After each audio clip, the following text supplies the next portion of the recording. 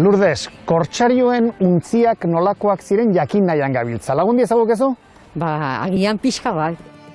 Biratzen bali bauzute argazki hauek, zer esango zen nuke, zer dira?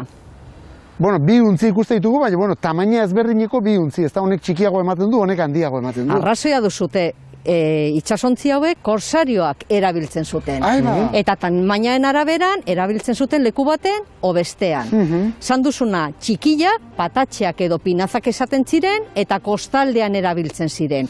Eta handienak, galeoiak erabiltzen ziren Atlantikoan, itsaso zabalean. Eta abordaje egiterakoan tamainak zerikusia badu, adibidez, mota? Bai, dokumentuak esaten dute, kostaldean, korsariok erabiltzen dutela ontzi txikiak. Zergatik kostaldean, kontuan esaten dira, nola egiten dira maniobrak, eta oso garrantzitsua da sorpresaren faktorea.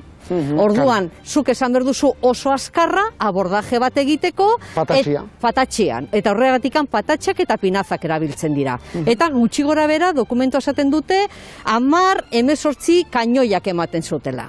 Baina zu baldin bazaude itsaso zabalean, hori nahi du esan, bidaia oso luze egiten duzula. Orduan zuk karri berduzu alduzun gehien merkantziak. Orduan erabiltzen dira itsasontzi handiak.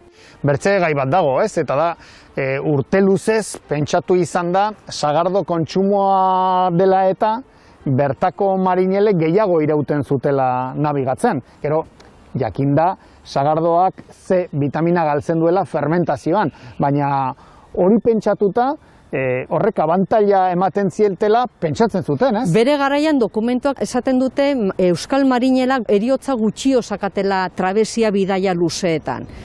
Agian, sagardoak gaur egunean ikerketak erakutsi duten bezala ez dakain bat vitamina C, baino beste aldetikan elikatzen zuten eta ematen zuten bihartzuten beste vitamina mota. Orduan horrekin zeu lertzen dugu, Lourdes, sagardoa edatea ere preziatua bilakatu zela garai hartan, bestakit itsasoan lagungarri izan zitekelako? Bai, 16. mendean oso preziatua zen, eta ikusi dugu dokumentotan sagardoa urriaren balorea dakala.